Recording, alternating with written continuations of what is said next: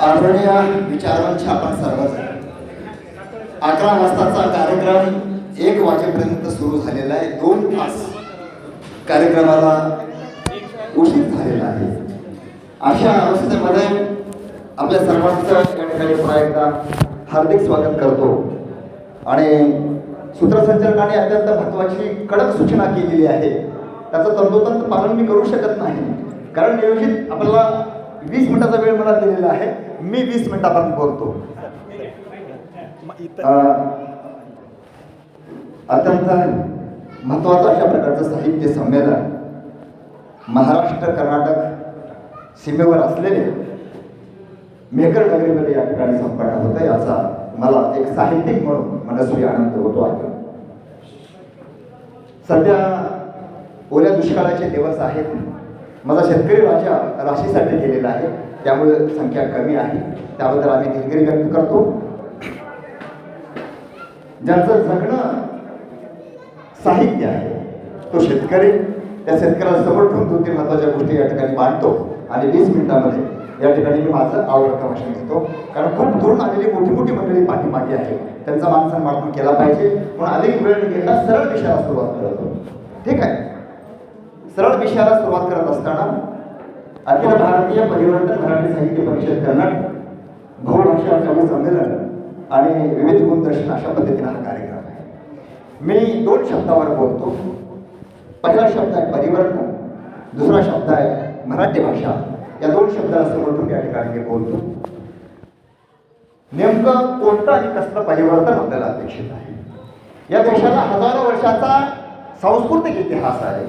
या देशाला हजारो वर्षाचा साहित्यिक इतिहास आहे. त्याचा उल्लेख रमेश महाराजांनी या ठिकाणी केलेला आहे.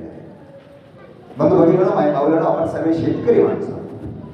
घामाशी आपलं नातं आहे, रक्ताशी आपलं नातं आहे. आणि आपलं नातं खऱ्या अर्थानं घामाशी, अश्रूशी आहे. आणि म्हणून आपल्यासारखा मोठा साहित्यिक जगाच्या पाठीवर आहे. महात्मा फुले आमचा तुमचा शेतकऱ्याचा प्रतिनिधी होता. तसं साहित्य अजून मराठी साहित्यामध्ये जन्माला आलेलं नाही आहे. तुकोबासारखं साहित्य जन्माला आलेलं नाही. अण्णाभाऊ साठेसारखं साहित्य जन्माला आलेलं नाही. जे साहित्य आमच्या वेदनेचा आविष्कार करतं, जे साहित्य आमच्या आज जे काही दडलेलं आहे, कोंडलेलं आहे, गुदमरलेलं आहे, त्याला बाहेर काढण्याचा प्रयत्न करतं. आणि मग त्या रुचा बनतात, ते वेद बनतात. आणि तेच खऱ्या अर्थानं आमच्या तुमच्या जगण्याचं साहित्य आहे. आणि म्हणून शेतकऱ्याच्या एका उदाहरणाने मी माझ्या आजच्या विषयाला या ठिकाणी सुरुवात करतोय. खरं तर 2-3 तास आम्हाला कमी पडतात, परंतु मिनिटामध्ये बोलायचं म्हणजे विषय अवघड असतो. तरी पण सूत्रसंचालकाचा मान आणि सन्मान आपण ठेवला पाहिजे. आणि म्हणून नियोजित माझ्या 20 मिनिटामध्ये मी विषय या ठिकाणी संपणार आहे. आम्ही तुम्ही सगळे शेतकऱ्याशी बोलावं. शेतकरी दिवसभर आपण गाईला चालतो, वासराला चालतो. गाय थकते, वासरू थकतं. वासराला गोठ्यामध्ये बांधतो, गायला गोठ्यामध्ये बांधतो. आणि जेव्हा उघड्या डोळ्याची ज्ञानेश्वरी गाथा आणि उघड्या डोळ्याचं रामायण महाभारत जेव्हा आपण अनुभवायला लागतो, तेव्हा एक शेतकरी म्हणून मला काय दिसतं? गायीच्या पायात जर काटा मोडलेला असेल तर दूर अंतरात बांधलेल्या वासराच्या डोळ्यामध्ये पाणी येतं. आणि वासराच्या पायात जर काटा मोडलेला असेल तर दूर 5 फुटाच्या अंतरावरती बांधलेल्या गायीच्या डोळ्यामध्ये पाणी येतं. वासराचेही डोळे डगडगतात, गायीचे डोळे डगडगतात. ज्ञानेश्वर माऊलींनी याला काय म्हटलं? ए रदीचे ते रदी, ते रदीचे रदी. ह्या वेदना जोपर्यंत माणसाच्या कळणार नाही तोपर्यंत ते साहित्य वाच आहे. त्या साहित्याच्या जीवनामध्ये आमच्या तुमच्या समाजामध्ये शून्य स्थान आहे. आणि म्हणून प्रस्थापिताच्या विरोधामध्ये विस्थापितांचं साहित्य आणि प्रस्थापित साहित्याच्या विरोधामध्ये परिवर्तनाचं साहित्य, विवेकवादी साहित्य, विज्ञानिष्ठ साहित्याची आज मानव जातीला सर्वात जास्त महत्वाची गरज आहे.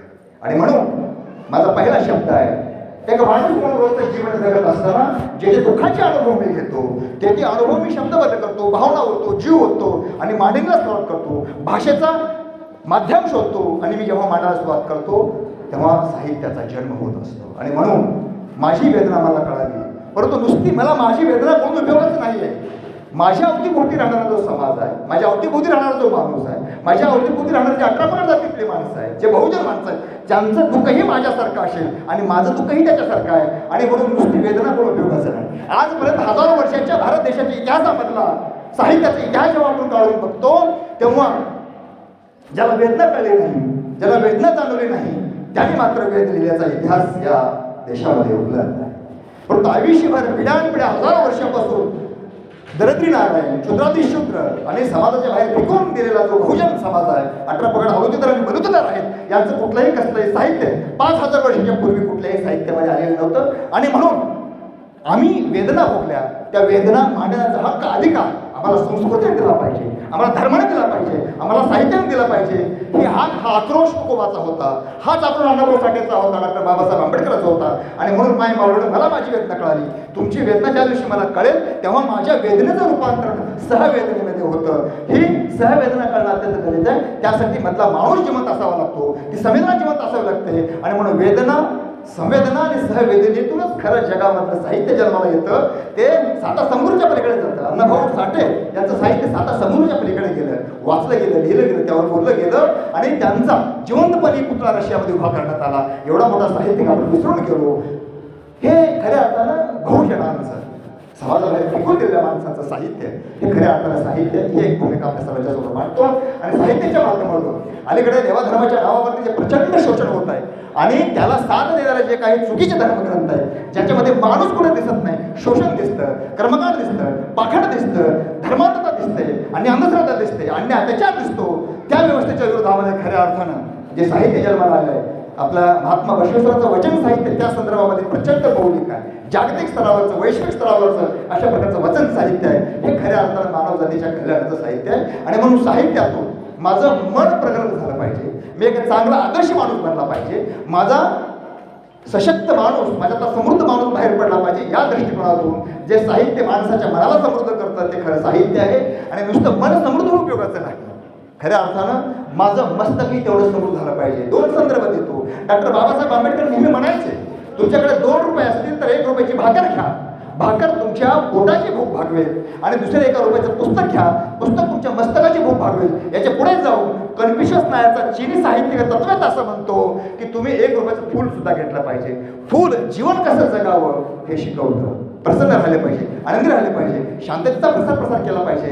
आणि खऱ्या अर्थानं जीवनामध्ये सुगंध निर्माण करून इतरांच्या आयुष्यामध्ये आपण सुगंध वाटला पाहिजे. या भूमिकेतून भाकरीची गरज आहे आणि साहित्य भाकरीबद्दल असतं. पहिल्यांदा साहित्य भाकरीबद्दल आहे. हे आजादी छोटी आहे, देश की जनता भूकी आहे, असं पंडित जवाहरलाल नेहरूंच्या विरोधामध्ये आवाज उठवणारा अण्णाभाऊ साठे आपल्याला कदापिही विसरता येत नाही. आणि म्हणून जे साहित्य पहिल्यांदा भाकरीबद्दल लिहिलं जातं, भाकरीबद्दल सांगितलं जातं, ते साहित्य मला प्रिय आहे. त्याच्यानंतर सगळ्यात महत्त्वाचं आहे, साहित्यातून खऱ्या अर्थानं आपलं मस्तक समृद्ध झालं पाहिजे. समृद्ध मस्तक झालेला माणूस कुणाचाही गुलाम बनत नाही आणि तो खऱ्या अर्थानं समृद्ध समाज निर्माण करू शकतो. आणि म्हणून मन, मस्तक आणि मनगटाला योग्य दिशा देणाऱ्या साहित्याची आवाज तुम्हाला प्रचंड करायचा आहे. आजकाल देशामध्ये मंदिर, मस्जिद, गुरुद्वार होणे बाट लिया भगवान को, धरती बाटी सागर बाटा मत बाटो इंसान को.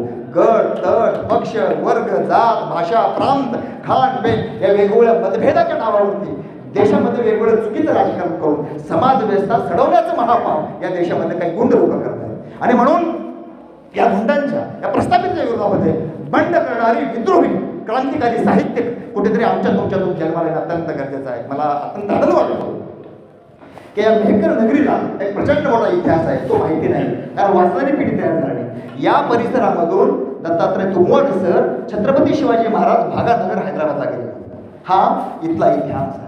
एवढंच नाही आहे तर महाराष्ट्रातला आणि हैदराबाद मुक्ती संग्रामामधला सगळ्यात मोठा इतिहास या मेहकर नगरीचा आहे. अठरा हे क्रांतीचं केंद्र होतं, मेहकर हे क्रांतीचं केंद्र होतं. इथं खूप मोठ्या छोट्या मोठ्या लढाई झालेल्या आहेत, अनेक क्रांतिकारी इथे शहीद झालेले. आणि इथं सायगाव आहे, यशवंतराव सावगाकरांचं साहित्य कर्नाटकामध्ये राहून सुद्धा उपस्थित राहिलं, नाहीतर आज आपल्याकडे साहित्य अकादमी मिळालं असतं, ज्ञानपीठ पुरस्कार मिळाला असता. एवढा मोठा क्रांतिकारी उपस्थित राहिला केवळ भाषेमुळे. आणि म्हणून कुठेतरी आपल्या परिसराला इतिहास आहे, भूगोल आहे. डॉक्टर बाबासाहेब आंबेडकर नेहमी सांगायचे, ज्या जातीला, ज्या समाजाला आपला खरा इतिहास माहिती नसतो, ती जात, तो समाज नवा इतिहास निर्माण करू शकत नाही. माझी इच्छा अशी आहे की अशा साहित्य परिषदेच्या माध्यमातून नवे साहित्यिक निर्माण झाले पाहिजे, विद्रोही साहित्यिक निर्माण झाले पाहिजे. आणि तळागाळातल्या आमच्या तुमच्या माणसांचे खरे प्रश्न, खरे दुःख त्या साहित्यातून मांडून त्याला वाचा पडून त्याला उन्नत आणि समृद्ध करण्याच्या दृष्टिकोनातून सत्य, शिव, सुंदरतेची पूजा करणारे साहित्य या मेहकरच्या परिसरातून, या बिदर जिल्ह्यातून आणि या भाषिक चळवळीच्या माध्यमातून आपल्या मातीमध्ये अशा प्रकारची माणसं निर्माण झाली पाहिजेत. हे एक दुःख आणि एक आव्हान तुम्हाला सगळ्यांच्या समोर करतो. कारण मी म्हणालो, ही क्रांतिकारकांची भूमी आहे. इथं किसान दलाचा खूप मोठा इतिहास आहे, तो लिहिला गेला नाही, पुस्तकामध्ये 4-5 पानामध्ये आले. आर्य समाजाचा प्रचंड मोठा इतिहास या ठिकाणी आहे. या ठिकाणचे अनेक क्रांतिकारी होऊन गेलेले आहेत. शेतकऱ्यांचे क्रांतिकारी, शेतमजुरांचे क्रांतिकारी, त्यांचा म्हणावा तसा इतिहास आमच्या पुस्तकामध्ये आलेला नाही. का? कारण अशा प्रकारच्या परिषदा वेळोवेळी झाल्या पाहिजे, लोकांपर्यंत पोहोचल्या पाहिजे. या परिषदेने भाषिक ऐक्य जोपासलेलं आहे. त्याच्यामुळं परिषदेच्या सर्व कार्यकर्त्याचे, पदाधिकारी टाळ्याच्या गजरामध्ये आपण स्वागत करूया की अत्यंत सुंदर उत्तम अशा प्रकारचा कार्यक्रम मेकरमध्ये घेऊन त्यांनी भाषिक ऐक्य जोपासलेलं. कर्नाटकामध्ये राहायचं आहे, इथल्या भाषेशी जुळतं मिळतं घेऊन, इथल्या संस्कृती जुळतं मिळतं घेऊन खऱ्या अर्थानं सामाजिक सौहार्दता या मातीमध्ये निर्माण करण्याचं काम या परिषदेने केलेलं आहे. राजकीय सौहार्दता असेल, धार्मिक सौहार्दता असेल आणि शैक्षणिक सौहार्दतेबरोबर खऱ्या अर्थानं या ठिकाणचे सांस्कृतिक सौहार्दता जपण्याचं काम या परिषदेच्या सर्व कार्यकर्त्यांनी केलेलं आहे. आणि म्हणून अंतकरणापासून महाराष्ट्रातून मी आलो, आपलं या ठिकाणी हार्दिक स्वागत करतो, आपल्या पुढच्या कार्याला शुभेच्छा देतो आणि अभिनंदन करतो की अत्यंत सुंदर चांगला कार्यक्रम घेतला. परंतु एक वाक्य मी परिषदेच्या कार्यकर्त्यांना ऐकवणं या ठिकाणी महत्त्वाचं ठरतो. सर, एक वाक्य ऐका. 11चा कार्यक्रम होता. आनंद कदम आमचा, ज्यांची चळवळ गिनीज बुकमध्ये नोंदवली चाललेली आहे. कवितेच्या बनात वाचक चळवळीच्या माध्यमातून हा आनंद कदम, त्याची चळवळ गिनीज बुकमध्ये रेकॉर्ड बुक केली चाललेली आहे. एवढी मोठी चळवळ उदगीरमध्ये एका माणसानं उभा केलेली आहे. एवढे ताकदीचे माणसं आहे आणि त्यांचा नियम आहे, टाईम म्हणजे टाईम. ते करेक्ट इथं 11च्या अगोदर आलेले. कार्यक्रम 11ला सुरू व्हायला पाहिजे होता. मी परिषदेच्या कार्यकर्त्यांना एक न आवडणारं वाक्य मी ऐकवतो, कारण कसं आहे, आवडावं तुम्हाला बरं वाटावं मी बोलत नाही. एनी पेशंटला एका भारतीय माणसाने विचारलं की भारत देश 1000 वर्ष गुलाम का राहिला, तेव्हा 2च कारणं सांगितली. भारतीय माणसाला कधी शिस्तीचं महत्त्व कळलं नाही आणि भारतीय माणसाला कधी वेळेचं महत्त्व कळलं नसल्यामुळं या 2 कारणामुळे हा भारत देश 1000 वर्ष गुलाम राहिला आहे. आपण कुठेतरी शिकलं पाहिजे. वाचक चळवळ जाऊन बघा. 6ला कार्यक्रम सुरू होतो, 7ला कार्यक्रम संपतो, 8 तास संवाद होतो आणि 7:30 सगळे निघून जातात. हे महाराष्ट्रामध्ये पहिल्यांदा आनंद कदम नावाच्या व्यक्तीनं सुरू केलं. हा आदर्श आहे आणि म्हणून आनंद कदमच्या टाळ्याच्या गजरामध्ये स्वागत करा की त्यांनी हे रुजवलेलं आहे. हे बीज कुठेतरी मातीमध्ये राबवलेलं आहे. 12 मिनिट झालेले, अजून 8 मिनिट आहे. बंधूंनो, खरं म्हणजे थोडंसं वेळेचं नियोजन चुकलं. सूत्रसंचालकांनी मोजके 4-5 वाक्य बोलत पुढे गेलं पाहिजे. कारण दत्ता तुंबवड सर ताड्या वस्तीवर काम करणारा, आपलं आयुष्य शिक्षणाला, चळवळीला आणि बहुजनांच्या उत्तरासाठी दिलेल्या माणसाला तासभर ऐकायला पाहिजे. तुम्ही त्याला 1 मिनिटाचा वेळ देता, ही तितकंसं योग्य नाही असं मला वाटतं. आम्हाला बोलवा कोणा बोलवा, कारण चळवळी रुजल्या पाहिजे, तर वाढल्या पाहिजे, त्याचा माणूस काढला पाहिजे, माणूस मोठा झाला पाहिजे, माणसाची अस्मिता आणि माणसाचं खऱ्या अर्थानं कार्य करतो भरत गेलं पाहिजे. यासाठी साहित्य सत्य सत्याशी मन गेले ग्वाही मानिलेला हे भूमता हा जगद्गुरु तुकोबराचा वारसा साता समुद्राच्या पलीकडे पोहोचलेला आहे. परंतु आपणच आपला तुकाराम वाचला नाही, ज्ञानेश्वर वाचला नाही, बसवेश्वर वाचला नाही, आपणच आपले संत आणि साहित्य महापुरुष वाचले नाही. ते प्रचंड मोठं दुर्दैव आहे. आणि म्हणून काही संदर्भ या ठिकाणी रमेश महाराजांनी दिलेले आहेत, खूप महत्त्वाचे संदर्भ होते. त्याला तसा थोडासा वेळ द्यायला पाहिजे होता. मान पान सत्कारामध्ये भारत अडकून गेले. किती वेळ जातो माहीत नाही. एखादा नेता येतो, 7-8-10 तास आपण थांबतो, 1000, 2000, 10-15 लोक थांबतात. आपल्या वेळेला काहीच महत्व नाही. वेळ पाळला गेला पाहिजे एवढी विनंती करतो. आणि शेवटचे 4-5 वाक्य आपल्या सगळ्यांच्या समोर हे करतो. बंधूंनो, माय भाऊला हे साहित्य संग्रह अनेक अर्थ खूप चांगलं. संख्या किती आहे ते महत्त्वाचं नाही. ज्या भावनेनं तुम्ही येत आहात ती भावना सर्वात जास्त महत्त्वाची. त्या भावनेच्या कार्याबद्दल मी तुमच्या सगळ्याच्या चरणावरती लोकांना घालून नतमस्तक होतो की मुठभर लोक का होईना एका विचारानं झपटलेले. हे बघा, दाणे नसलेली कळसं समाजाच्या काहीही कामाची नसतात. त्याला काणी म्हणतात, ते काळं पडतं कळसं. दाणे नसलेली कळसं समाजाच्या, शेतकऱ्याच्या काहीच कामाचे नसतात. विचार नसलेली माणसं समाजाच्या काहीच कामाचे नसतात. आणि आचार नसलेला धर्म राष्ट्राचं उत्थान घडवून आणू शकत नाही.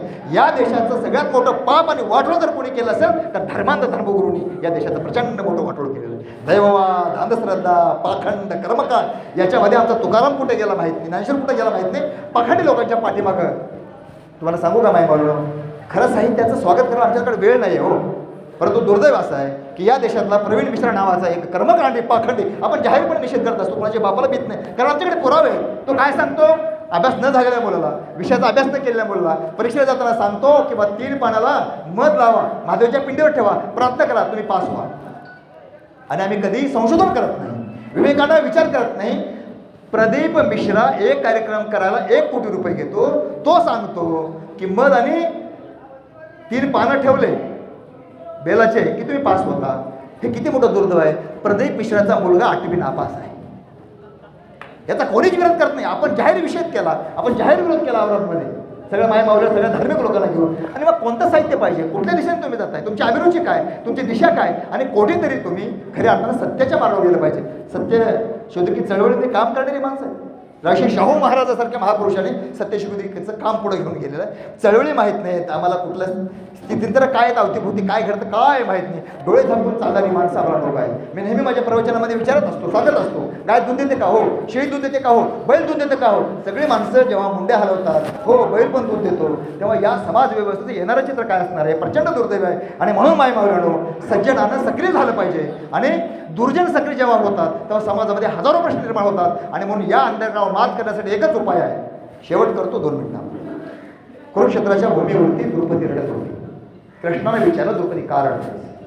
तेव्हा द्रौपदीने जे उत्तर दिले ते उत्तर प्रत्येकाने आपल्या काळजावरती कोरलं पाहिजे, आपल्या मस्तकावरती कोरलं पाहिजे. कृष्ण म्हणतो, पंडुराजाची सून म्हणून रडतेस का? अर्जुनाची पत्नी म्हणून रडतेस का? की कृष्णाची बहीण म्हणून रडतेस? तुझं दुःख काय? तेव्हा द्रौपदी म्हणाले की कृष्णा, मी पंडुराजाची सून म्हणून रडत नाही, अर्जुनाची पत्नी म्हणून रडत नाही, आणि तुझी बहीण म्हणून रडत नाही. कुरुक्षेत्राच्या त्या भूमीवरती तिथे माझा अभिमन्यू रक्ताच्या थावळ्यामध्ये पडलेला आहे.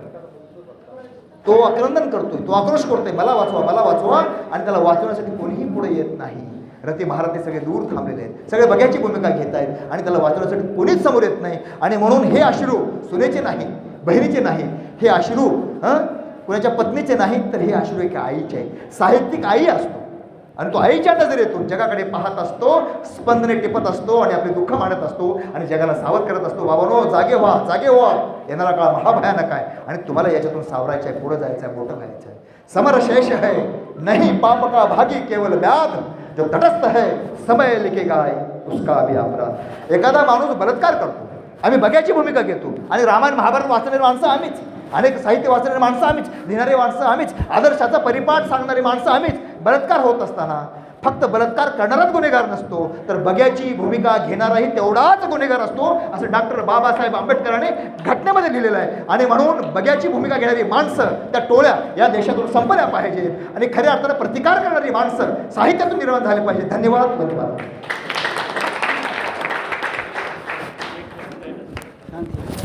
धन्यवाद सर. मार्मिक शब्दात असं तुमचं